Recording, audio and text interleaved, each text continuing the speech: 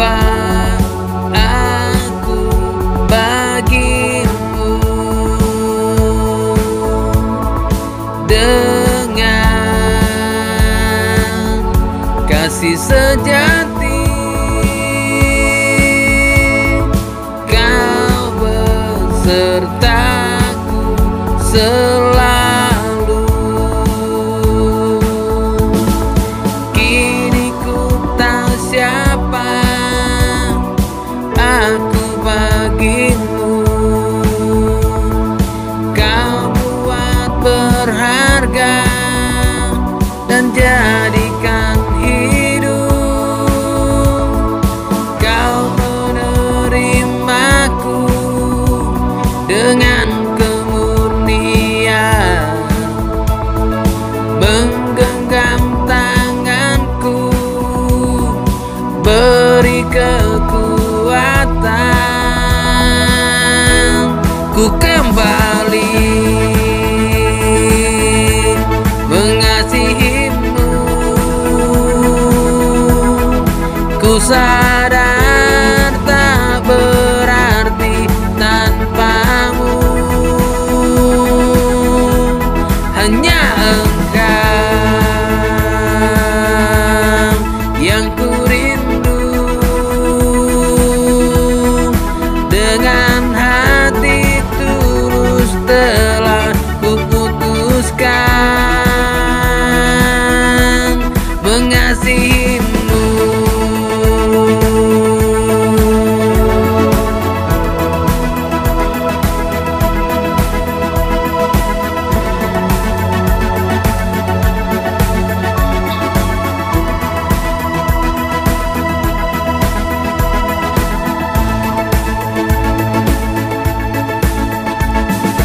Jadi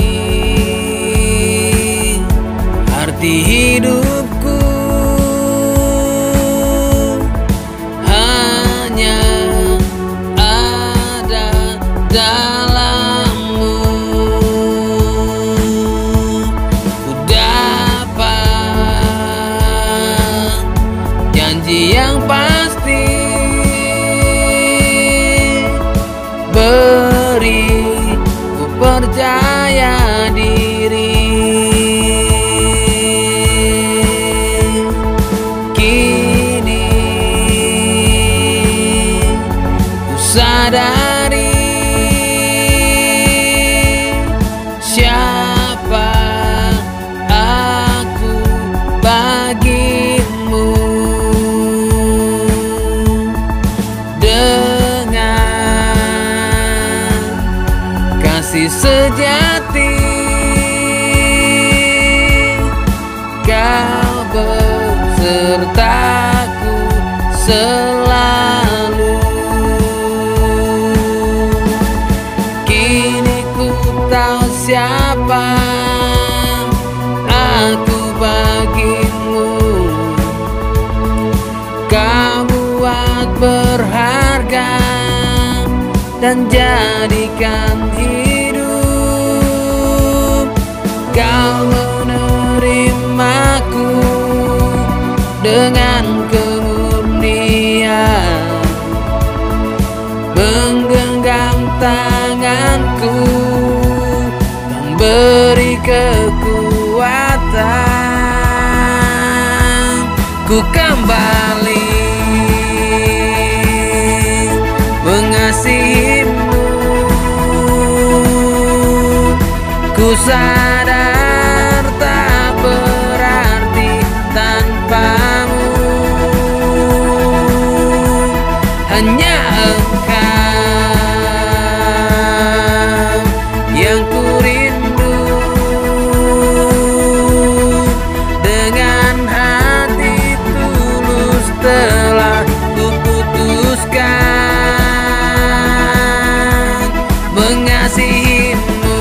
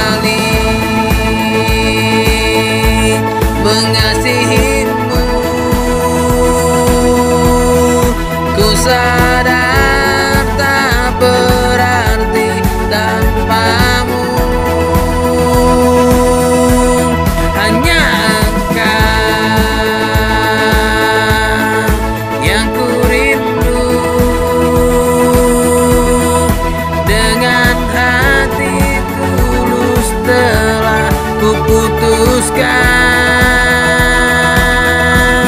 ku kembali mengasihimu. Ku sadar tak berarti tanpamu.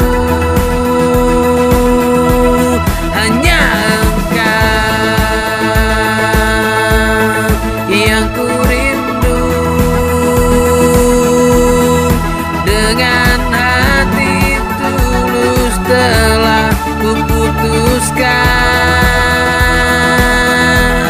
mengikutimu.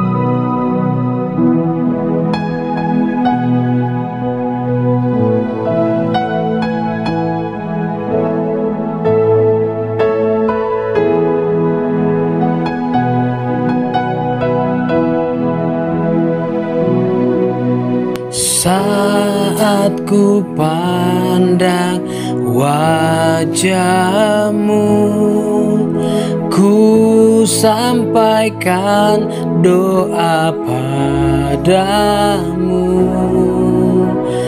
Hanya Kau yang dapat mampukanku, beri kekuatan untuk berdiri teguh.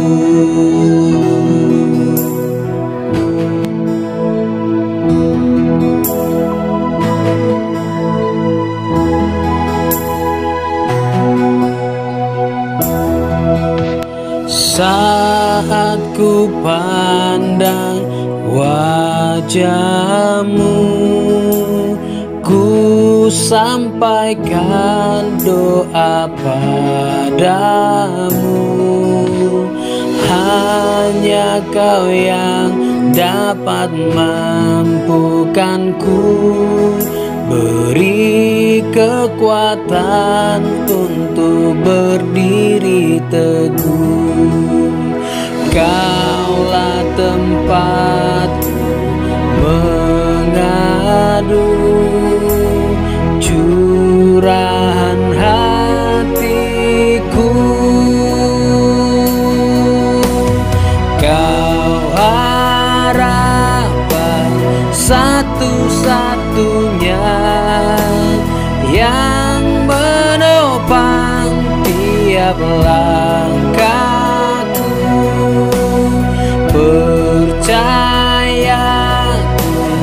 takkan hilang, hanya padamu jiwaku berseru.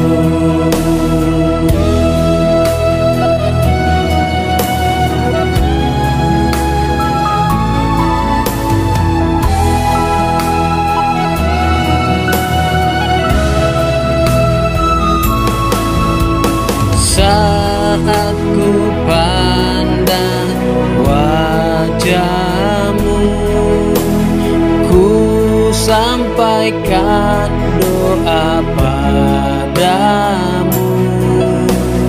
Hanya Kau yang dapat mampukanku, beri kekuatan untuk berdiri teguh. Kaulah tempatku mengadu, curahan hatiku.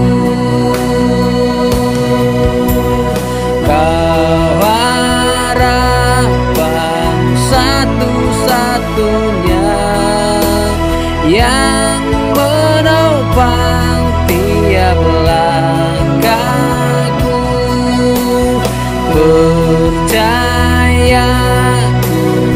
takkan hilang, hanya padamu jiwaku berseru.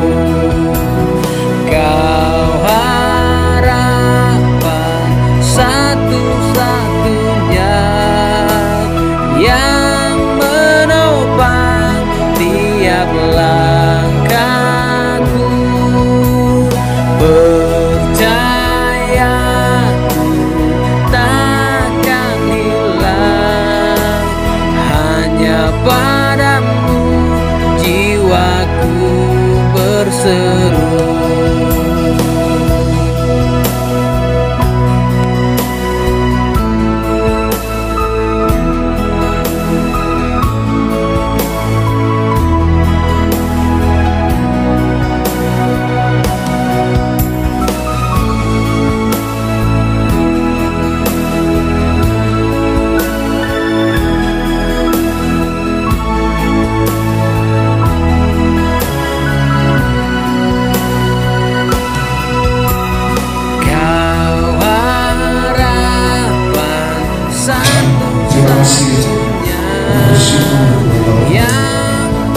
Pada saat ini ya Tuhan, usiakan kami firman Tuhan dalam ini tidak dalam hidup kami boleh mencari Bapak yang baik, bahwa kami selalu bahwa hidup kami selalu hidup kami yang berbicara ya Tuhan, biar mengurangkan daripada memakai setiap perkataan yang ingin Tuhan sampaikan kepada setiap bersyukur kami berdoakan dalam nama Tuhan Yesus bersama-sama kami katakan hanya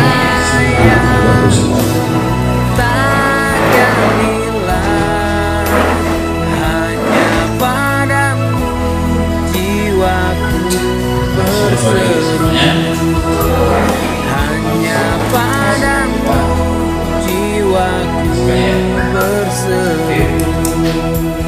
hanya padamu jiwaku berseru. Zaman kedatangan Tuhan kami sampai pada kalah. Nah, minggu yang lalu kita sudah sampai menyelesaikan tribulasi ya.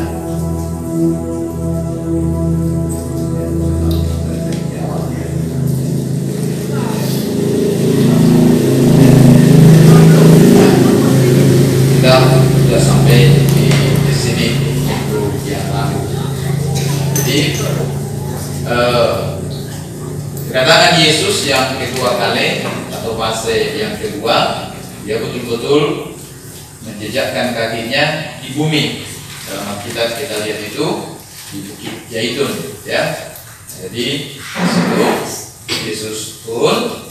Nah, kedatangannya yang kedua ini itu pada waktu orang Israel dan juga orang-orang kudus yang tinggal di dalam dunia atau yang ada di bumi mengalami peperangan terus hadapan dengan pasukan Antikristus dan pengikutnya. Nah, pada waktu sudah terdesak dan hampir kalah, lalu Tuhan Yesus turun ke bumi bersama dengan orang-orang kudusnya menghancurkan daripada Antikristus, nabi-nabi palsu dan seluruh pengikutnya. Nanti ada gambar juga di situ, tunjukkan gambar tadi ya. Ya terus, oh ya sedikit penjelasan ini, teruskan aja. Ya ada penjelasan saya yang kurang tepat waktu itu ya. Nah, Yesus datang dan pengikutnya turun ke bumi. Wahyu pasal 19 ayat 11 sampai 16. Jadi pada waktu dia turun, dia menunggang kuda putih. Ya, ini putih bersihnya ini karena dipindahkan atau pengaruh cahaya, jadi putih bersih dia. Nah, Yesus juga memakai jubah, dia memakai lengan putih yang bersih, dan wajahnya itu penuh dengan kemuliaan, ya. Nah, ada yang tahu pasti seperti apa wajah Yesus, datang yang kedua tapi penuh dengan kemuliaan. Nah, ini warna merah ya, bukan hitam. Kenapa dia merah? Karena dicelupkan ke ini darah narkoba itu seperti itu. Jadi itu gambarannya. Nah, untuk jadi jelasnya kita baca Wahyu 19 ayat 11 sampai ayat 16. Lalu aku melihat surga terbuka, sesungguhnya ada seekor kuda putih, dan yang menungganginya bernama Yang Setia dan Yang Benar, yang menghakimi dan berperang dengan adil. Dan matanya bagaikan nyala api, dan di atas kepalanya terdapat banyak mahkota, dan padanya tertulis suatu nama yang tidak diketahui seorang pun kecuali ia sendiri. Dan ia memakai jubah yang telah dicelup dalam darah, dan namanya ialah Firman Allah. Nah, Firman Allah, sang Firman itu adalah Yesus. Dan semua pasukan yang di sorga mengikuti dia. Mereka menunggang kuda putih dan memakai lenan halus yang putih bersih. Dan dari mulutnya keluar 9 pedang tajam yang akan memukul segala bangsa. Dan ia akan mengembalakan mereka dengan gada besi, dan ia akan memeras anggur dalam kilangan anggur, yaitu kegeraman muka Allah yang maha kuasa. Ayat terakhir, dan pada jubahnya dan pahanya tertulis suatu nama, yaitu Raja segala raja dan Tuan segala. Dan pada jubahnya dan pahanya tertulis suatu nama, yaitu Raja segala raja dan Tuan di atas segala Tuan. Ya, ya. Jadi ya, waktu datang ke bumi, dia menghancurkan daripada pekerjaan daripada si jahat tadi, yaitu di dalam perang Armageddon itu. Oke, next nomor berikutnya. Nah, oke, ini sama ya. Oke, nanti harus terus. Nah, orang yang banyak yang hadir, orang yang banyak itu, ya, sampai hampir seluruh dari penjuru bumi datang berperang di Armageddon itu. Lalu Tuhan setelah membunuh mereka, bangkai-bangkainya itu dimakan oleh apa? Burung? Oke, jangan sembarangan ya. Oke, kita baca Wahyu 17 ayat 21 supaya jelas. Wahyu 19 ayat 17. Oke.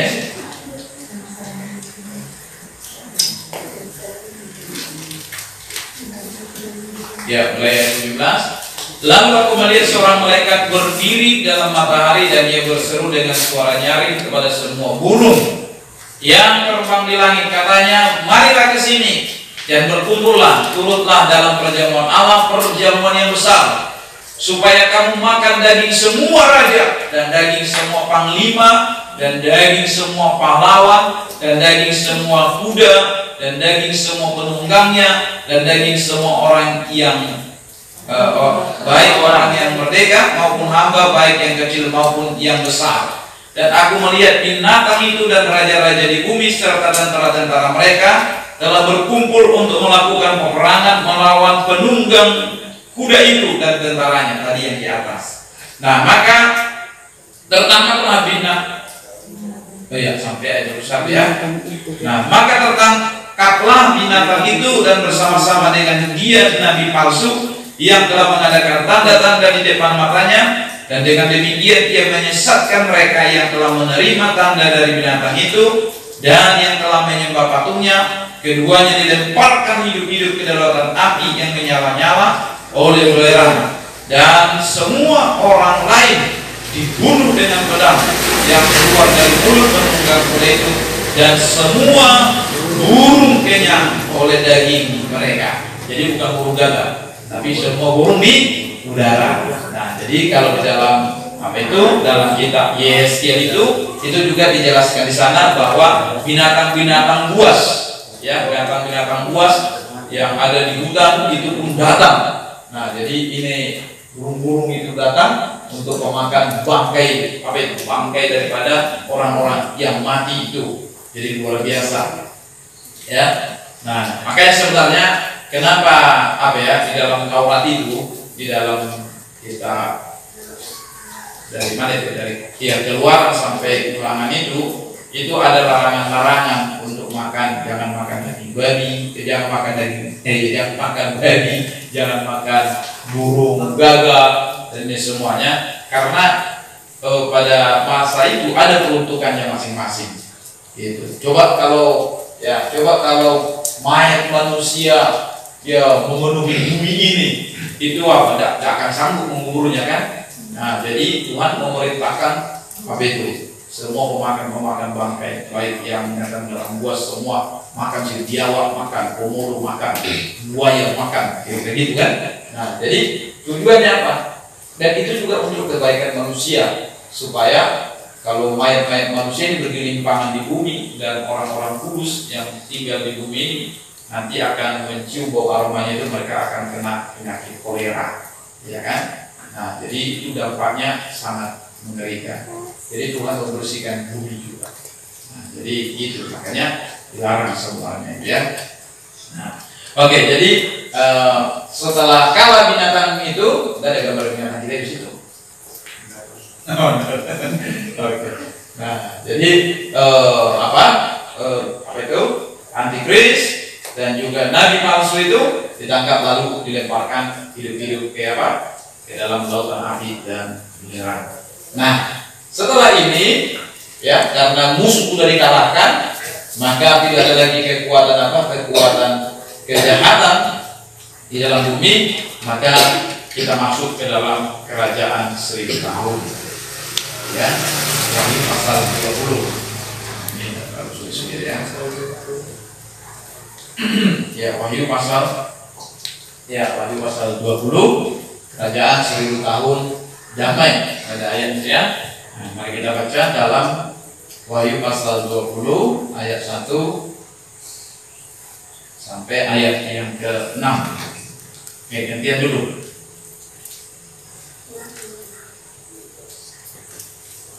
Ada yang rela? Saya baca ayat 1, Bapak Ibu menyambutnya ayat yang benar. Lalu aku melihat seorang malaikat turun dari sorga memegang anak kunci jurang maut dan suatu rantai besar di tangannya. Ayat 2. Dia menangkap naga ular tua itu, yaitu iblis Satan, dan ia mengikatnya 1000 tahun lamanya. Lalu melemparkannya ke dalam jurang maut dan menutup jurang maut itu dan memeteraikannya di atasnya, supaya ia jangan lagi menyesatkan bangsa-bangsa sebelum berakhir masa 1000 tahun itu. Kemudian daripada itu ia akan dilepaskan untuk sedikit waktu lamanya. Tunggu dulu ya. Nah, jadi ular naga itu atau setan, iblis, Lucifer, atau apapun julukannya itu lagi yang lain, itu antikristus dan nabi-nabi palsu langsung dilemparkan ke dalam lautan api, ya kan, bersama dengan pengikutnya. Tapi yang berikutnya ini, naga, Lucifer, setan itu ditangkap, dirantai di jurang maut untuk waktu 1000 tahun.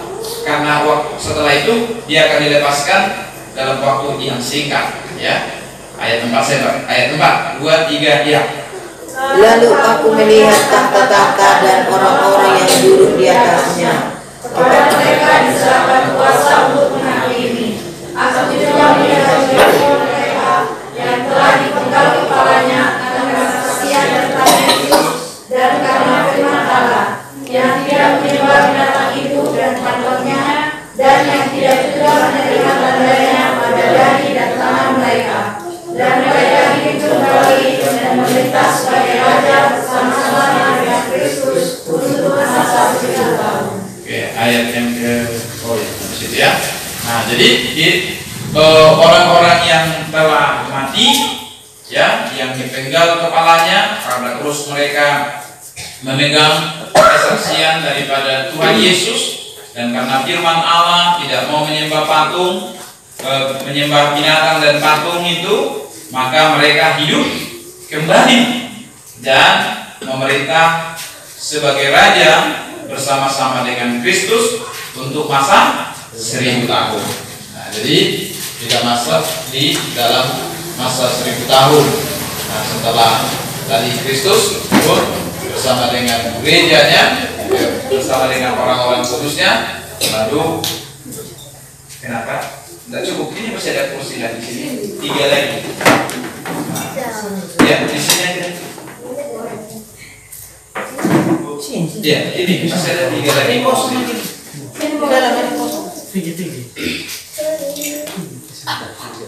Oh.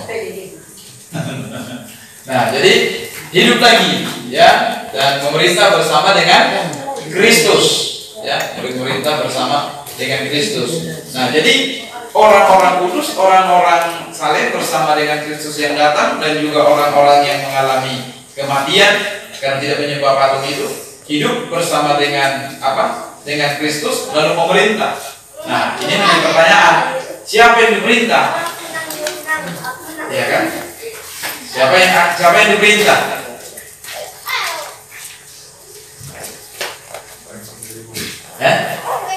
Orang yang mengalami pengangkatan. Orang yang ini udah bangkit lagi orang ini. Nah, coba dibaca ayat ini ya.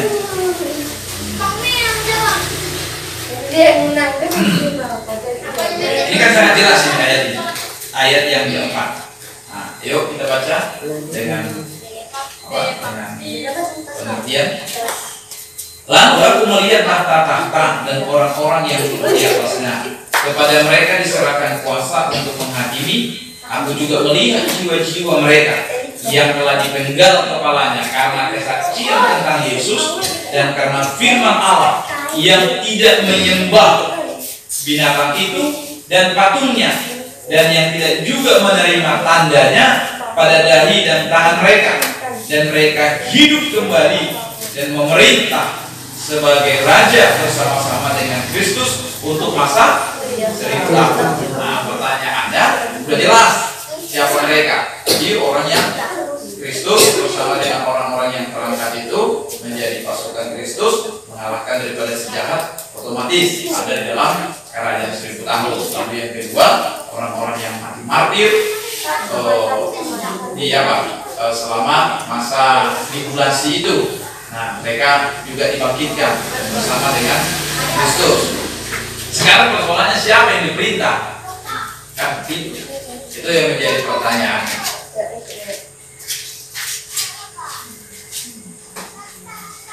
Bah, tribulasi. Siapa ibu? Saya ada di sini.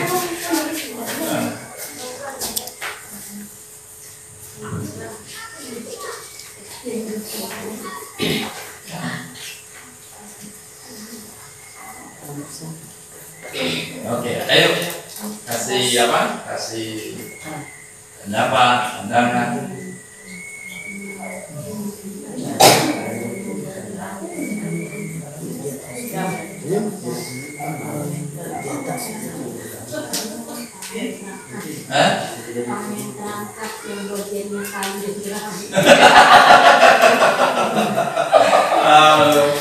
Luar biasa, selalu kain dan jerami. Oke. Nah, siapa itu yang akan apa ini? Yang akan diperintah? Ya. Ya, ayo kasih penjelasan, kasih masukan.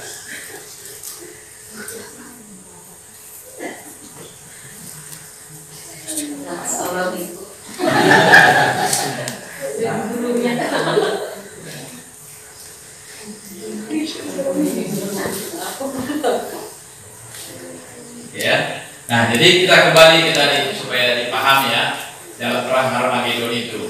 Nah, jadi semua yang mengikuti daripada antikristus itu ya menjadi apalah, menjadi mati yang mengikutinya, yang betul-betul apa terjadi tadi perang itu dan melawan daripada apa? Melawan daripada kedaulatan Allah, tentu orang-orang berbakat, dan juga melawan orang-orang kudus yang tidak tadi Israel dan gereja itu makanya kan gambarannya. Nah, tapi Tuhan datang meninggalkan mereka. Nah, sekarang saya bertanya kita, apakah pada masa itu, pada waktu antikristus berkuasa, bahwa semua orang yang tidak menyembah Yesus atau yang tidak menerima Yesus bahwa mereka apa? Bahwa mereka menjadi pengikut antikristus. Paham ya pertanyaan saya itu? Nah, diulangi. Kan gini, kan antikristus menjadi penguasa dunia pada masa itu, ya kan? Nah, pertanyaannya, apakah semua penduduk yang di bumi ini ya mengikuti atau memakai tanda di dahi atau di tangan ya kepada antikristus itu? Enggak. Oke, apa dasarnya?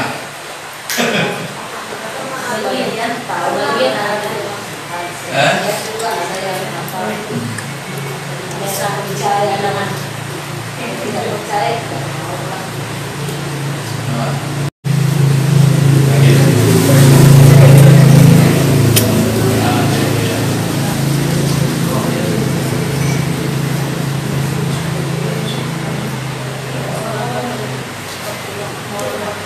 Pada masa 1000 tahun, Ya. pada masa kerajaan 1000 tahun akan ada jenis apa? Jenis umat manusia itu dibagi dua ya. Satu itu manusia yang turun bersama-sama dengan Yesus tadi. Iya, jelas. Penuh kemuliaan. Kan? Sementara satu lagi yang masih daging. Ya. Jadi lewat masa penyiksaan itu kan, tribulasi itu. Mereka bertahan hidup lolos dari apa itu, tidak mau menyembah patung, tidak mau mengenakan tanda, tapi tersiksa mereka memang selama tribulasi itu, tapi lolos. Nah, jadi yang memerintah adalah umat manusia yang penuh kemuliaan tadi bersama-sama dengan Yesus, dan yang diperintah itu tadi manusia yang masih daging itu, yang tinggal bertahan itu.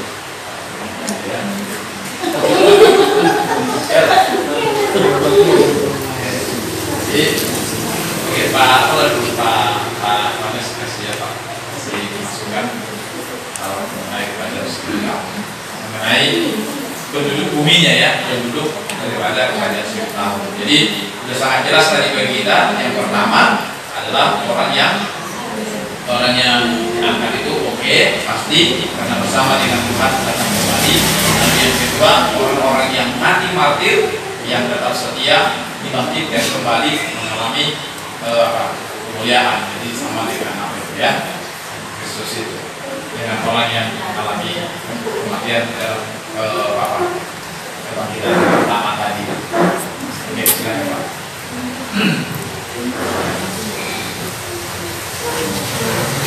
Masuk pada kerajaan 10 tahun itu artinya harus lolos daripada perang Armageddon ya, perang di besar di mana pada masa itu siapa yang menjadi pengikut atau mengenakan angka 666 itu pastinya tidak akan masuk. Nah, selama masih tribulasi, ada yang lolos, ada yang tersiksa, ada yang ada yang mati. Memang kalau dalam Wahyu pasal 9 ayat 59, selama 5 bulan itu penyiksaannya tidak ada yang mati. Karena itu tadinya kemarin dibacakan itu mau melarikan diri. Nah, jadi sengsara betul ke tribulasi setelah masa kerajaan begitu datang Yesus bersama orang-orang yang tadinya di pada pengangkatan mereka itu dengan perjamuan kali. Nah, domba dikasih mahkota turun bersama dengan Yesus, pastinya dia tidak dalam tubuh seperti sekarang, tapi dalam tubuh kemuliaan. Saya kasih dalam Yudas pasal Yudas 1 ayat 14 ya, juga tentang mereka. Henok keturunan ke-7 dari Adam telah bernubuat, katanya sesungguhnya Tuhan datang dengan beri nubuat khususnya. Itu gambaran juga dari Henok menyampaikan nubuat bahwa akan Tuhan datang dengan beri nubuat khususnya. Dari mana datangnya? Itu maksudnya melalui orang-orang yang sudah melalui perjamuan kawin berubah turun ke dunia. Nah, karena mereka sudah pakai tubuh kemuliaan, pasti tidak berdosa lagi. Tidak tahu lagi pikirannya gimana mencelekkan, mengkorupsi, tidak tahu lagi itu. Nah, kenapa namanya? Kalau tidak mengerjakan seperti itu lagi, karena sudah pakai tubuh kemuliaan, mereka sudah kudus. Nah, pastinya kalau sudah kudus pasti bisa dipercayai. Nah, mereka pastinya akan merintah di kerajaan 10 tahun. Sudah dibaca bersama, akan merintah orang-orang yang siapa nanti orang-orang yang dibangkitkan bersama dengan Kristus yang masuk ke kerajaan 10 tahun.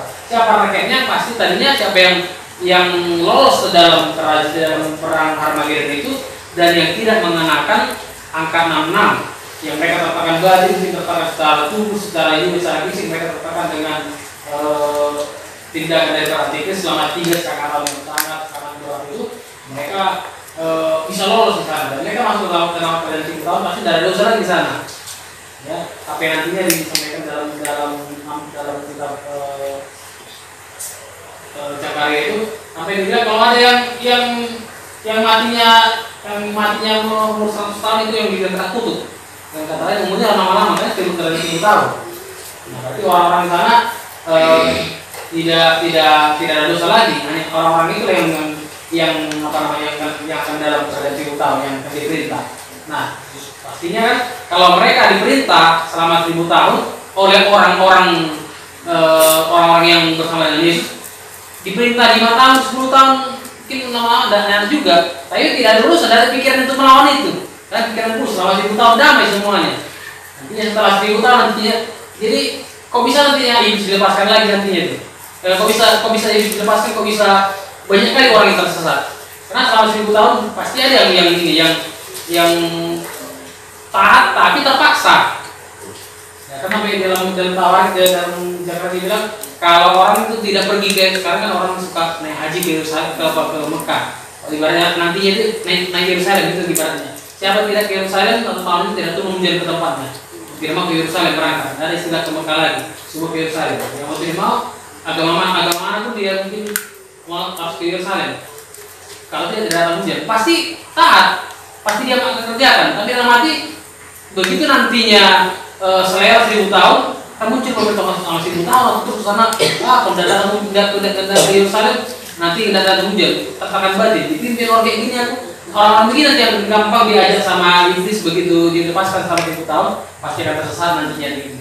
Nah, jadi kalau kitanya nanti sudah diangkat sudah turun bersama dengan Yesus di perang Harmageddon, kita masuk dalam kerajaan 1000 tahun. Tidak lagi sebagai rakyat jelata tanda kutip, tapi kita sebagai orang-orang yang mencari sana. Dan berharap kita semua dia. Oke. Jadi orang yang masuk dalam kerajaan 1000 tahun ini, ya sudah pasti tadi dua kloter yang pertama yang terangkat dan yang dibangkitkan kebangkitan yang pertama. Lalu yang kedua orang-orang yang mati martir karena memperjuangkan iman percayanya dengan darahnya sendiri di masa tribulasi 7 tahun masa sukar itu, ya kan? Nah, lalu yang berikutnya adalah tadi sudah dijelaskan kepada kita. Yang pertama selain yang 2 kelompok itu tadi, yang kedua adalah orang sisa Israel yang lolos, ya, sisa orang Israel yang lolos dari dari masa tribulasi itu. Nah, ya, setelah terjadi menang perang itu, nah sisa-sisa daripada bangsa Israel, bahkan mereka yang tetap ada di pelarian padang gurun itu. Nah, ini saya jelaskan sedikit. Nah, jadi setelah saya lihat informasi-informasi yang cukup jelas, jadi perempuan yang dilarikan ke padang gurun itu ke gereja, ya. Nah, itu adalah Israel. Nah, jadi pada masa tribulasi kedua itu terjadi. Katanya mau kemarin. Iya, jadi mereka disimpan di padang gurun. Nah, mereka sudah, inilah sisa-sisa itulah yang akan masuk ke kerajaan 1000 tahun. Baru yang kedua adalah bangsa-bangsa lain yang masih hidup lolos dari musibah 7 cawan muka Allah tadi dan tidak menjadi bagian pengikut daripada antikristus. Nah, jadi kita supaya bisa pahami. Nah, jadi di sini juga supaya berhenti penghakiman kita kepada orang lain. Terus yang ketiga adalah orang yang termasuk golongan domba dalam pengadilan bangsa-bangsa yang dilakukan oleh Yesus Kristus. Nah, seringkali kita bilangkan kau domba, kau kambing. Nah, jadi itu bukan untuk kita, ya. Perumpamaan itu tidak tepat kalau kita buat itu ke situ apanya. Kita adalah domba semuanya. Amin. Nah, tapi ada perumpamaan domba dan kambing dalam Matius pasal 25 ayat-ayat terakhir itu. Nah, di situ, nah ini supaya apa? Supaya kita bisa pahami. Di situ ada di situ Yesus menyebut orang-orang yang melakukan kebaikan. Orang-orang yang melakukan kebaikan. Nah, waktu aku lapar, waktu aku ini, lalu mereka katakan begini, saat kapan Tuhan kau lapar, kau ini dan sebagainya. Nah, jadi dikatakan saat kau melakukan kepada salah satu saudaraku yang paling hina ini. Nah, garis bawahi ada dua saudara Yesus. Yang pertama, saudaranya secara jasmani, dan yang kedua, saudaranya secara rohani. Nah, saudaranya secara rohani siapa? Nah, waktu Yesus sedang memberitakan firman, ramai kali orang, datang ibunya, datang saudara-saudaranya untuk menjemputnya. Lalu dikatakan, ibumu sedang ada di luar, mau bertemu dengan engkau.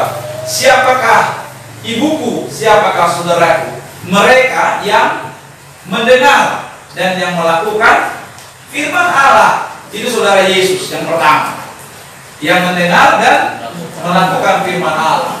Jadi orang-orang yang melakukan, saudara Yesus yang kedua, yaitu secara daging. Siapa itu? Israel. Nah, dua saudara Yesus. Nah, orang yang melakukan firman Allah, dan yang kedua saudaranya secara jasmani. Nah, orang yang melakukan kebaikan kepada apa? Kepada saudara Yesus ini, mereka disebut menjadi apa? Jadi domba. Dikatakan itu, masuklah ke dalam kerajaan Tuhanmu. Nah, jadi orang-orang ini juga masuk ke dalam kerajaan 1000 tahun. Ya, masuk dalam kerajaan 1000 tahun. Nah, tapi mereka di sini menjadi penduduk daripada kerajaan 1000 tahun. Berbeda dengan orang yang mengalami pengangkatan, orang yang mati martir di dalam masa tribulasi itu, yang mengalami kebangkitan itu juga. Mereka bukan sebagai penduduk bumi saja, tapi mereka memerintah bersama dengan itu bedanya. Bisa ditangkap? Halo, bisa ditangkap? Nah, jadi kita harus pahami, ya.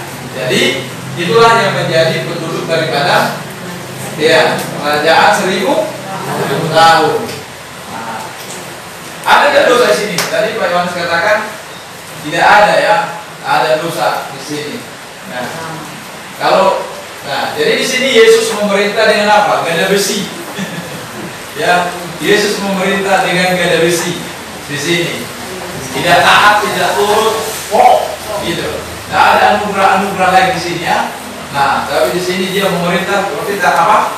Nah, dia pakai gada besi. Nah, itu nanti kita baca juga tadi, ya, kita lewati tadi itu. Jadi dia memerintah dengan gada besi. Nah, jadi ada dosa tapi tidak boleh muncul, tapi di dalam hati. Nanti terbukti itu nanti, ya, 1000 tahun. Jadi di masa ini menjadi bonus masa kita di bumi. Nah, jadi luar biasa. Ada keuntungan penduduk bumi dan ada kerugian daripada orang-orang yang sudah memakai tubuh kemuliaan. Yang tahu angkat tangan dan saya kasih dia. Oh, silakan. Apa itu?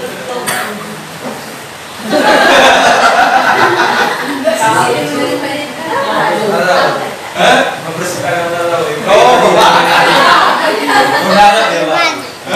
Bukan ada. Oh ya, oke, silakan. Apa keuntungan?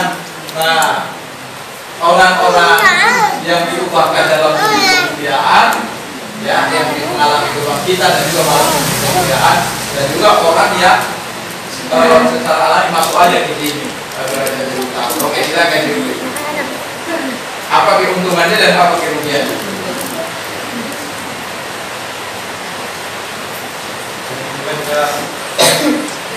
Siapa dulu toh? Mau sebut? Berarti harus semua dulu. Kan dua tadi ada dua golongan, ya kan? Memakai tubuh kemuliaan, tapi bagian lagi pakai tubuh alami. Nah, ada keuntungan, ada kerugiannya. Oke, silakan. Oke, ayo saudara Iman Indonesia, ayo.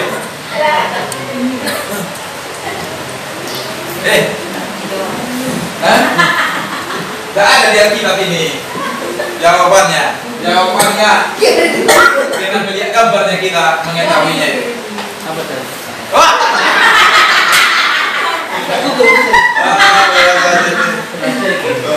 Strategi. Ya kan? Apa keuntungan? Oke. Nah, ada keuntungan, ada kayak ini.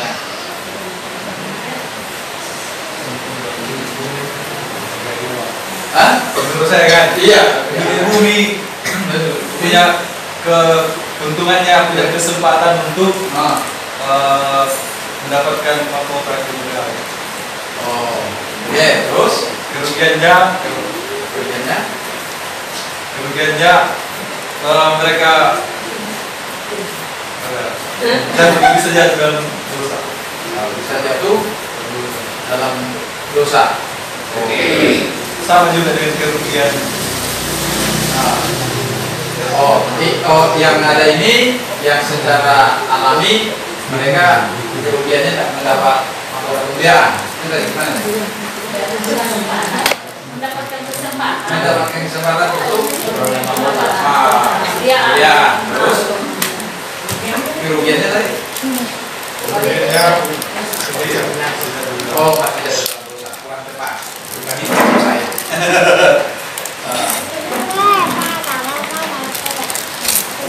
Ayo. Oh, silakan.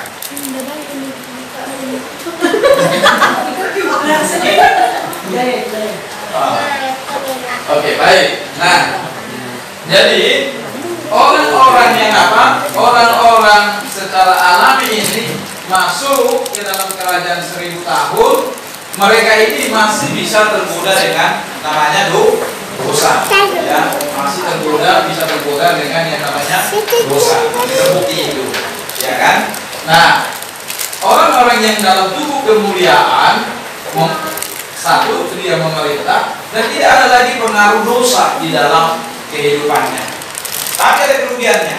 Kerugian orang yang memakai tubuh kemuliaan tidak berketurunan lagi di bumi.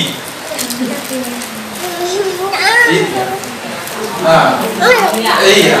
Nah, tapi orang yang tinggal di bumi, mereka masih bisa berketurunan. Masih bisa menikah mereka untuk memenuhi bumi. Itu dia. Nah, sekarang yang belum dapat jodoh, pengen dapat jodoh tapi tinggal di bumi. Nah, jadi karena apa? Karena mereka masih dikuasai oleh hawa nafsu daripada manusia, daging, ya. Mereka masih tetap daging. Tapi orang-orang yang dalam tubuh kemuliaan itu sudah sama seperti malaikat, tidak dikawinkan lagi. Ya, mereka tidak dikawinkan lagi.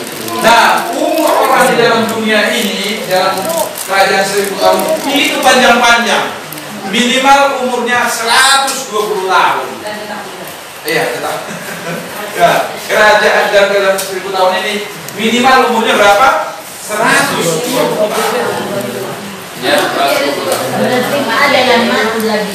Nah, Alkitab tidak menjelaskan apakah mereka mati, tapi Alkitab hanya memberitahu umurnya itu paling singkat 120 tahun. Kalau ada yang mati di situ dikatakan sebelum 120 tahun dianggap kena kutuk.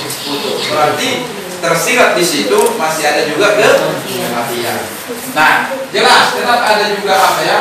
Di situ kita lihat. Sama kembali dia kayak seperti zaman waktu ada kemuliaan waktu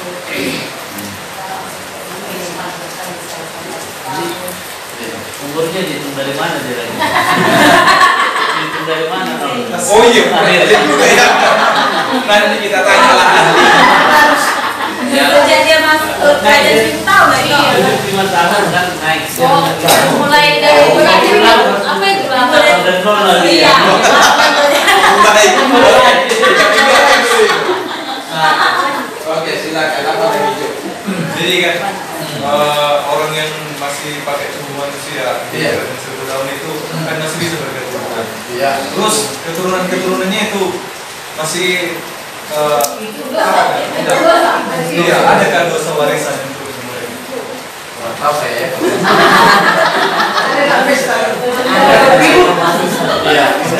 Iya. Jadi saya mengikuti teolog kita, Pak Philip Fulton, dan yang menyampaikan sampai 5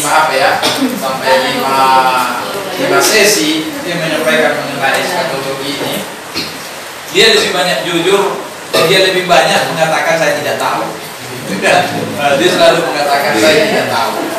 Kalau ada pertanyaan-pertanyaan yang masuk ke dia, hanya apa yang diberitahukan ke Alkitab, nah itu yang sampaikan. Saya tidak berani lah berargumentasi dan menyampaikan begini. Nanti saya takut salah katanya. Nah jadi mana yang diberitahukan Alkitab itulah yang saya sampaikan. Nah, jadi mungkin ada kata yang sulit dipahami, nah dia menerjemahkannya dari semua segi bahasa dan juga secara budaya historis, kenapa kata itu ada di situ, itu yang bisa dia jelaskan. Tapi kalau soal apa semua seperti yang dalam bayangan kita, dia katakan saya tidak tahu, gitu ya. Nah, termasuk Pak Ruben Adi Abraham, ketua sinode kita pun juga berkata begitu, ya. Nah, jadi kita jawaban saya gitu dia, ya. Nah, saya tidak tahu, ya. Nah, jadi sampai di sini, nah, jadi itu yang kita pahami bahwa kita memerintah bersama dengan Kristus. Yang diperintah adalah orang-orang yang disebutkan tadi, bangsa-bangsa yang melewati cawan muka Allah, tidak menjadi pengikut daripada anti Kristus. Lalu yang kedua sisa-sisa daripada Israel, terus dan juga yang ketiga tadi domba atau kambing, itu yang domba yang melakukan hal-hal yang baik, nah kepada orang-orang percaya, nah juga kepada orang Israel. Nah selalu ada nih yang baik, ya. Karena kenapa? Mungkin mereka tidak berkesempatan seperti kita ini mendengarkan Injil, tapi hukum itu di dalam kitab Roma dikatakan sudah tertulis di dalam apa? Taurat itu sudah tertulis dalam hati nurani mereka. Jadi tanpa mereka tidak tahu Taurat, tapi mereka sudah melakukan Taurat karena tertulis di dalam hati mereka, dalam hukum hati nurani mereka. Makanya kita pun jangan cepat-cepat menghakimi orang. Nah, kita tidak tahu anugerah Tuhan kepada dia, tapi selagi kita punya kesempatan untuk beritakan Injil kepada mereka, kita beritakan Injil kepada mereka. Yesus adalah Tuhan, Raja di atas segala raja. Kau terima dia, kau minta ampun, kau terima dia, kau diselamatkan. Nah, harus itu menjadi pemberitaan kita. Oke, karena kita masih ada pembahasan yang lain, nah kita tinggalkan ini. Dan setelah ini masih ada perang lagi, ya. Si setan, si Lucifer itu dilepaskan, yang untuk waktu yang singkat. Alkitab tidak memberitahukan kepada kita waktunya. Kalau Antikristus tadi 7 tahun, ya, diberitahu kepada kita 7 masa lah itu, ya. Nah, tapi kalau untuk setan yang dilepaskan dari jurang maut ini, itu tidak diberitahukan kepada kita, tapi katakan dalam waktu yang singkat. Mari kita baca, kita sudah selesai. Wahyu pasal 20 ayat yang ke-5 tadi, ya.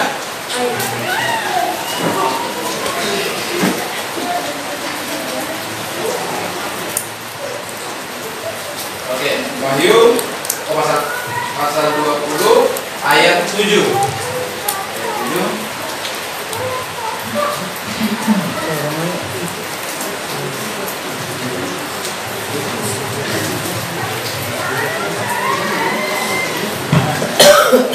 Ayat yang ke-7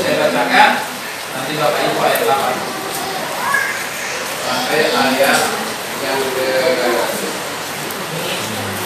12 ya.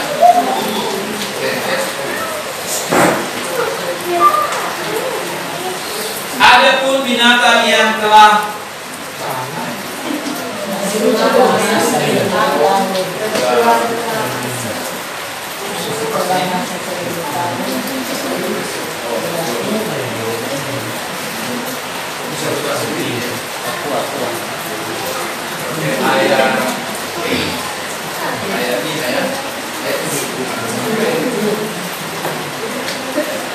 dan setelah masa 1000 tahun berakhir, iblis akan dilepaskan dari penjaranya. Nah, jadi belum kekekalan itu 1000 tahun itu akan berakhir, iblis akan dilepaskan dari penjaranya. Ayat 8, 2, 3 ya. Dan dia akan pergi menyesatkan bangsa-bangsa dan tempat penduduk bumi, yaitu Gog dan Magog, dan mengumpulkan mereka untuk berperang, dan jumlah mereka sama dengan banyaknya pasir di laut. Maka naiklah mereka ke seluruh dataran bumi, lalu mengepung perkemahan tentara orang-orang kudus dan kota yang dikasihi itu. Tetapi dari langit turunlah api menghanguskan mereka. Ayat 10 terakhir. Dan iblis yang menyesatkan mereka melemparkan ke dalam lautan api dan belerang, yaitu tempat binatang dan nabi palsu itu, dan mereka disiksa siang malam sampai selama-lamanya. Nah, kan, jadi jangan senang aja dulu kita masuk kerajaan 1000 tahun, karena nanti iblis dilepas dalam waktu yang singkat. Nah, orang-orang yang masih di dalam daging itu masih bisa disesatkan oleh naga itu tadi, oleh Lucifer itu. Nah, banyak kali jumlahnya sampai dikatakan apa? Memenuhi dataran bumi. Ya. Ayat 8 itu. Seperti pasir di laut, berarti banyak sekali. Nah, jadi betul juga, karena di sini tidak ada apa, tidak ada sakit penyakit yang apa, yang bisa membunuh kematian, ya tentu sangat banyak kali penduduk bumi dalam 1000 tahun itu, ya kan? Nah, tetapi begitu iblis dilepaskan, nah ternyata niat-niat manusia yang memberontak itu masih tetap juga ada, gitu. Berarti kenapa mereka taat selama 1000 tahun itu? Karena gak ada besi jadi, gitu. Macam-macam, toh, gitu kan? Nah, tapi dalam hati itu tunggu kesempatan, gitu. Dilepaskan iblisnya, nah iblis jadi pemimpin mereka. Melawan apa? Melawan Tuhan dan perkemahan orang-orang kudus itu dan kota yang dikasih itu, yaitu Yerusalem itu ya. Nah, di situ terjadi perang lagi. Datang dari apa? Dari langit, dihancurkanlah kerajaan, dihancurkanlah iblis itu di Gog dan Magog. Nah, setelah itu apa yang terjadi? Nah, penghukuman yang terakhir ada ya, dari penghukuman terakhir. Nah, oke. Jadi setelah iblis dikalahkan di Gog dan Magog, terakhir yaitu penghukuman yang terakhir. Oke, mari kita baca. Sudah kita hampir selesai. Yang satu lagi nanti saya tidak jelaskan, dia saja di video. Hukuman yang terakhir, ayat 11. Lalu aku melihat suatu tahta putih yang besar dan dia yang duduk di atasnya, dan dari hadapannya lenyaplah bumi dan langit dan tidak ditemukan di tempatnya. Ayat 12. Dan aku melihat orang mati besar dan kecil berdiri di depan tahta itu, lalu dibuka semua kitab dan dibuka juga semua kitab lain, yaitu kitab kehidupan. Dan orang-orang mati dihakimi menurut perbuatan mereka berdasarkan apa yang ada dalam kitab. Maka laut menyerahkan orang-orang yang mati di dalamnya, dan maut dan kerajaan maut menyerahkan orang-orang yang mati di dalamnya, dan mereka dihakimi masing-masing menurut perbuatannya. Ayat 14. Lalu maut dan kerajaan maut itu dilemparkan ke dalam lautan api. Itulah kematian yang kedua. Dan setiap orang yang tidak ditemukan namanya tertulis dalam kitab kehidupan itu, ia dilemparkan ke dalam lautan api itu. Nah, jadi itu terakhir nanti semua orang mati itu dibangkitkan Ya, kalau orang kudus tadi udah bangkit pertama, jadi kebangkitan yang terakhir ini bangkitkan semua orang. Jadi nanti percayalah, Tuhan itu Tuhan yang berkuasa. Kita tidak tahu gimana caranya. Bayangkanlah seorang yang jatuh di laut, ikan hiu yang satu dimakan kakinya, ikan hiu yang satu lagi dimakan kakinya. Tapi nanti pada waktu penghakiman, laut itu menyerahkan semua orang yang mati di laut. Ngeri sekali. Akhirnya mereka dihakimi. Tidak, ada dua kitab di situ. Pertama kitab perbuatan, dan ditemukan namanya di situ. Ada lagi kitab satu lagi, yaitu kitab kehidupan. Nah, ditemukan lagi di situ. Habislah, ada lagi apanya? Langsung dilemparkan ke dalam lautan api yang menyala-nyala. Habis, lenyap. Oke, selesai. Lalu setelah tidak ada lagi dosa di dalam dunia, ya, tidak ada lagi unsur dosa dalam dunia karena setannya pun sudah dihanguskan dan semua unsur kejahatan pun sudah dihancurkan, maka turunlah langit baru dan bumi baru. Oke. Yerusalem baru. Oke, kita lihat, saya tidak usah jelaskan. Nah, kalau ada pertanyaan-pertanyaan, nanti bisa kita share di lain waktu. Dan kesimpulan daripada apa yang Bapak Ibu dengarkan malam hari ini. Langit yang baru dan bumi yang baru. Inilah maksud dan sebenarnya. Kitab Wahyu tidak sama dengan buku sejarah yang penuturan kronologi peristiwa atau kejadiannya ditulis berdasarkan urutan waktu. Jadi sekalipun turunnya Yerusalem baru dari surga itu bagi apa kita baca pada kitab Wahyu pasal 21, namun sesungguhnya akan turunnya Yerusalem baru dari surga itu secara sepintas sudah diceritakan pada kitab Wahyu pasal 20, yaitu ketika perkemahan tentara umat kudus akan dilakukan oleh iblis dan orang-orang neraka yang diawankan sebagai Gog dan Magog. Wahyu 20 ayat 9. Maka naiklah mereka ke seluruh dataran bumi, lalu melakukan perkemahan tentara orang-orang kudus dan kota yang dikasihi itu. Tetapi dari langit turunlah api menghanguskan mereka. Perkemahan tentara umat kudus adalah Yerusalem baru yang akan turun dari surga bersama dengan Yesus dan para umatnya. Dan peristiwa tersebut terjadi setelah selesai masa kerajaan 1000 tahun di surga, di mana setelah berakhirnya masa kerajaan 1000 tahun itu, para umat kudus bersama dengan Yesus telah selesai menghakimi iblis dan setan-setan. Juga telah selesai menghakimi orang-orang neraka yang mati selama 1000 tahun, yang mulai dihitung sejak waktu sebelumnya ketika kedatangan Yesus yang turun dari bumi untuk membinasakan mereka.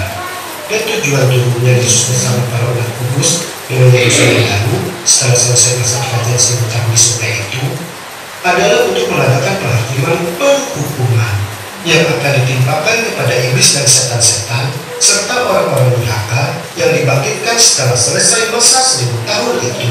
Namun ketika Yerusalem baru yang akan turun ke bumi itu sedang dikepung oleh iblis dan semua para pengikutnya, api dari langit turun dari surga yang kemudian akan membakar dan menghanguskan mereka dalam lautan api. Api dan belerang akan membakar mereka hingga lenyap. Dan itulah yang dimaksud dengan neraka bagi iblis dan para pengikutnya serta bagi orang-orang neraka yang tidak diselamatkan. Penghukuman atas mereka itu juga sekaligus menandai pemusnahan dosa dan alam semesta ini untuk selamanya. Lautan api dan belerang selain untuk menghukum dan memusnahkan iblis dan para pengikutnya serta semua orang yang neraka, membersihkan dan memurnikan bumi ini sehingga dosa pun benar-benar lenyap dari muka bumi dan alam semesta ini. Dalam Alkitab, api dan belerang sering digunakan oleh Allah untuk menghukum dan membersihkan dosa, yang juga dapat bertujuan untuk melakukan kebencian atau pemurnian.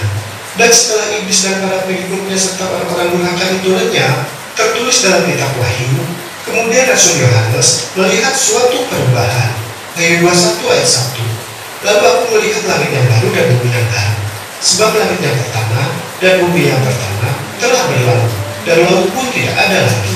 Di Alkitab hanya mengenal ada 3 langit. Yang pertama disebut juga sebagai cakrawala, di mana terdapat awan dan atmosfer serta tempat burung-burung dapat terbang. Langit yang kedua adalah langit di mana tetap matahari, bulan dan bintang-bintang berada. Dan langit yang ketiga adalah langit tempat tahta Allah berada dan bersemayam, yang tidak dapat dijangkau oleh mata umat manusia. Sedangkan kata baru yang terdapat dalam bunyi ayat bumi yang baru dan langit yang baru dalam Wahyu 1 ayat 1 diterjemahkan dari kata kairos yang merupakan bahasa Greka, bahasa asli kitab Wahyu tersebut. Kata baru yang bahasa asli Yunani adalah kairos adalah sebuah kata sifat yang memiliki dua makna, yaitu bentuk dan substansi. Kata kairos merujuk pada sesuatu yang baru dalam segi kualitas. Baru dalam ayat tersebut bukan merujuk pada segi keaslian dan juga bukan merujuk kepada peristiwa di waktu yang baru. Jadi maksud ayat tersebut dalam bahasa sederhananya adalah kata lenyaplah bumi dan langit itu artinya bukan berarti keberadaan bumi dan langit itu menghilang, melainkan yang hilang lenyap itu adalah keadaan atau sifat bumi dan langit yang lama, karena telah dibersihkan dan dimurnikan oleh api yang turun dari langit oleh Allah. Bumi dan langit ini akan mengalami revolusi atau peremajaan dan akan diperbaharui menjadi bentuk dan keadaan yang baru. Contohnya, di bumi yang baru dan langit yang baru nanti tidak akan ada lautan dan matahari, dan keadaan bumi dan langit ini akan dipulihkan kembali seperti semula. Keadaannya akan sama seperti dulu ketika pertama kali diciptakan oleh Allah dan belum tercemar oleh dosa. Dan langit yang baru dalam Wahyu 1 maksudnya adalah hanya langit yang pertama dan mungkin juga langit yang kedua, di mana atmosfer yang lama telah lenyap dan kemudian akan diperbaharui dengan diciptakannya atmosfer yang baru. Dan semuanya itu adalah juga merupakan kebenaran nubuatan yang dimaksudkan oleh Nabi Yesaya sebagai penciptaan langit dan bumi yang baru.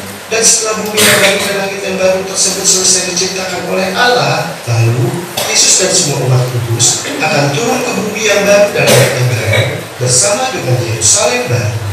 Wahyu 1 ayat 2. Dan aku melihat kota yang kudus, Yerusalem yang baru, turun dari surga, dari Allah, yang berhias bagaikan pengantin perempuan yang berdandan untuk suaminya. Bumi yang baru dan langit yang baru itu akan didiami oleh umat tebusan selamanya, dan akan menjadi Eden yang baru, surga yang kekal bagi umat kudus. Setelah surga Taman Eden yang lama diberinya karena tercemar oleh dosa Adam dan Hawa, dan Yerusalem baru yang dari surga akan menjadi ibu kota dari kerajaan Allah di bumi yang baru dan merupakan surga bagi umat kudus. Dan Yesus akan duduk sebagai raja di tatanya di Yerusalem baru yang turun dari surga itu, yang menjadi ibu kota bumi yang baru, yang juga adalah surga bagi umat kudus sampai selama-lamanya. Demikianlah penjelasan tentang masuk bumi yang baru dan langit yang baru yang sebenarnya dalam kitab Wahyu. Oke, pertanyaan saya, waktu saudara nanti masuk di dalam bumi yang baru atau Yerusalem baru itu, apa yang paling saudara rindukan?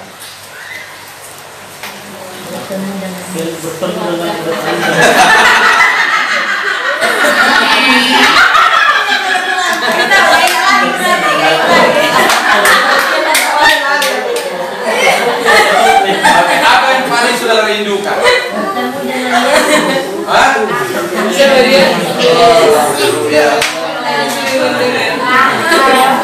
Nah, nanti kan dalam kerajaan di dalam Yerusalem baru, kota yang kudus, kota yang mulia itu luar biasa. Lantainya dari apa? Emas.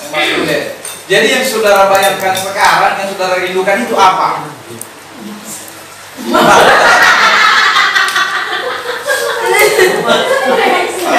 Apa yang saudara rindukan?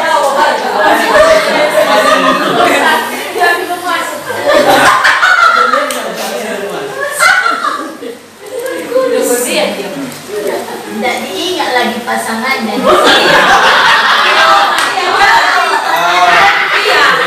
Diganti jadi emas. Diganti jadi emas.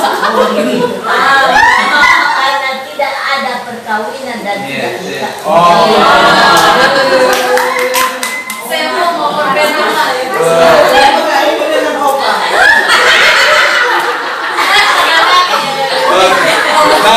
Jadi saya kasih gambarannya ya.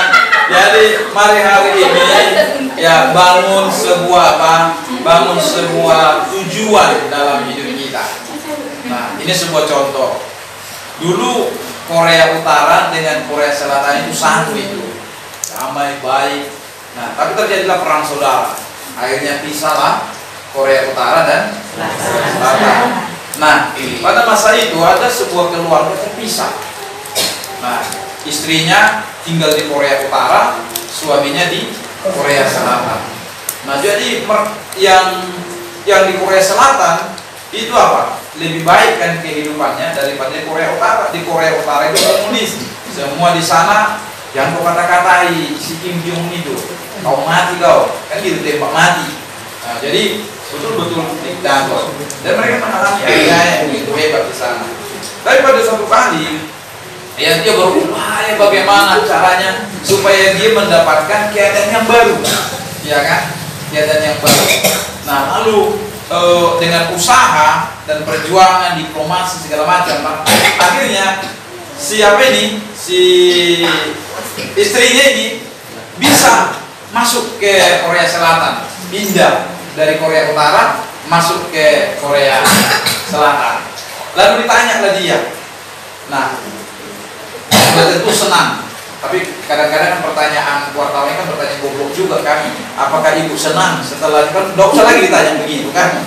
Nah, tapi tanya begitu, dia pastilah senang. Lalu dia katakan begini, apa yang menjadi apa yang menjadi impianmu dan kebahagiaanmu yang paling yang paling kau impikan begitu kau bisa pindah dari Korea Utara lalu kau masuk ke dalam Yerusalem. Iya, di Korea Selatan.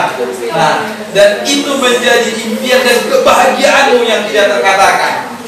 Nah, dia katakan begini, saya bisa jumpa dengan suami. Nah, jadi sekarang pertanyaannya, kalau kita masuk di Yerusalem baru itu, apalah yang menjadi kebahagiaan kita? Nah, itu jawaban lomba tadi. Tepuk tangan. Katakan begitu, karena kita sekarang melihatnya masih sama-sama. Ya, belum kita ketemu muka dengan dia. Tapi kebahagiaan kita nanti yang tidak terkatakan menjadi impian kita itu adalah pada waktu kita bertemu muka dengan Kristus dalam kemuliaan. Itulah menjadi kebahagiaan kita. Kalau emas itu sampahnya lantai kok, iya kan? Diinjak-injak, tidak ada artinya. Tapi Yesus segalanya bagi kita.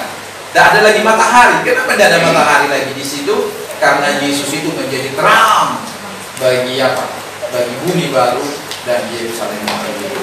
Jadi laut pun juga tidak ada karena tidak perlu mancing. Ya, belum ada gitu. Karena kehidupan yang sangat luar biasa. Oke ya, mungkin tetap juga namanya manusia penasaran, keingintahuan kita, maunya terpuaskan apa yang ada di dalam pikiran kita ini. Nah, kalau ada pertanyaan-pertanyaan begitu, boleh kita diskusikan. Tapi kalau tidak terjawab dan tidak terpenuhi seperti keinginan kita, jangan seperti kawan menjawabnya. Dia bilang, masa ujian penyembahan terus disolve? Bosannya disolve, katanya pulang. Jangan jadi begitu. Nah, jadi hanya sejauh mana Tuhan menyatakannya kepada kita, maka sejauh itulah kita bisa memahami.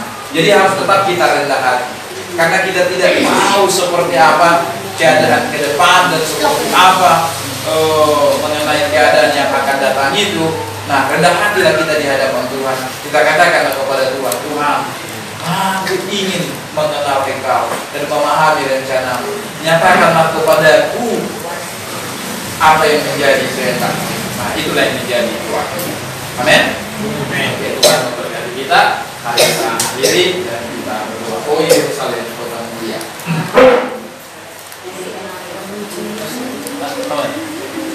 Ya, nanti di akhir apa kita, di akhir firman dari akhir apa ujiannya nanti Pak Yohanes silakan terus kita mulai.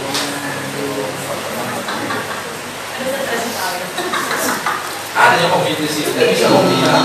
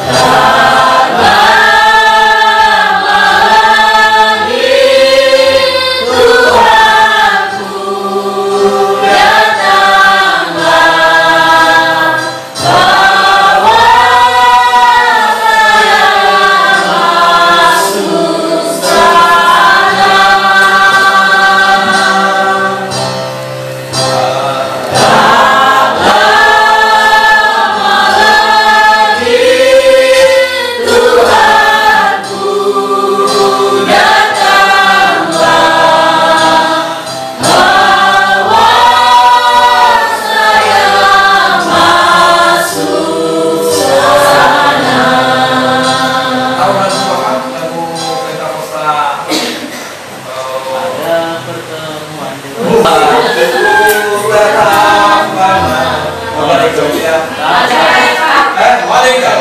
Enggak dulu Pak, ada yang tahu kemarin. Ada yang jadi TSM.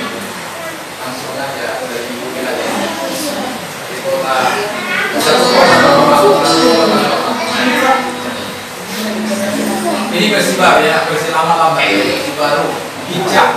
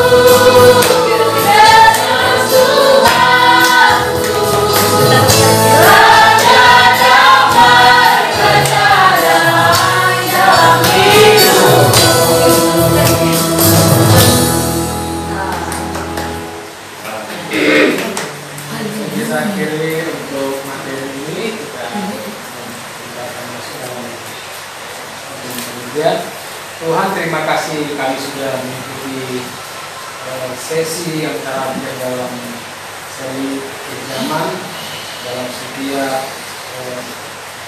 kita yang belajar seperti banyak yang disingkatkan dan begitu banyak juga pertanyaan-pertanyaan yang muncul dari kami bisa kami terpuaskan. Tapi kami tahu Yesus punya jawaban yang sempurna dan kami tahu Tuhan Yesus semua jawaban kami akan kami dapatkan nantinya saat kami bersama-sama masuk ke Yerusalem baru bersama dengan Tuhan. Kami nikmati janji digenapi, tidak satu pun yang tidak terjadi. Tuhan kami percaya di hidup kami Tuhan melihat apa yang kami pelajari Tuhan Yesus, apa yang kami dengar dari Tuhan kami mau menjalani akhir kami dengan sebuah tujuan. Kami harus bersama dengan Yesus diangkat dalam kemuliaan dan bersama dengan Tuhan memerintah dalam kerajaan 1000 tahun dan bersama dengan Tuhan hidup selama-lamanya. Terima kasih buat materi yang disampaikan oleh Bapak Gembala kami Tuhan. Memberkati kami pada malam hari ini dan juga kami akan masuk dalam pertemuan kerja akan bicara pada malam hari ini Tuhan Tuhan yang bekerja, Tuhan yang menolong, dan setiap apa yang kami butuhkan untuk apa yang kami akan bicara pada malam hari ini, Tuhan kiranya yang membuka jalan bagi kami. Saat dalam nama Yesus Tuhan. Amen.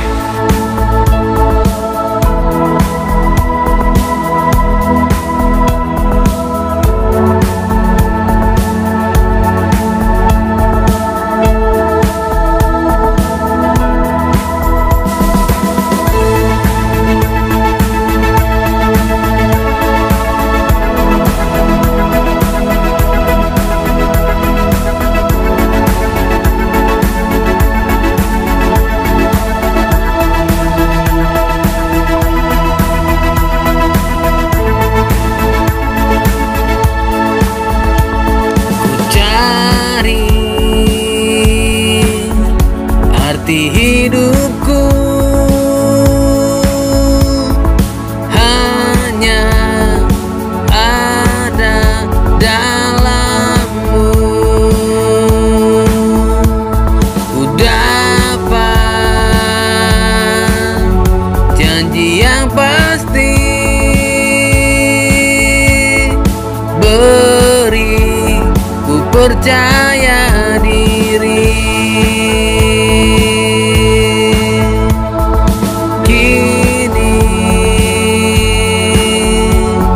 Sadar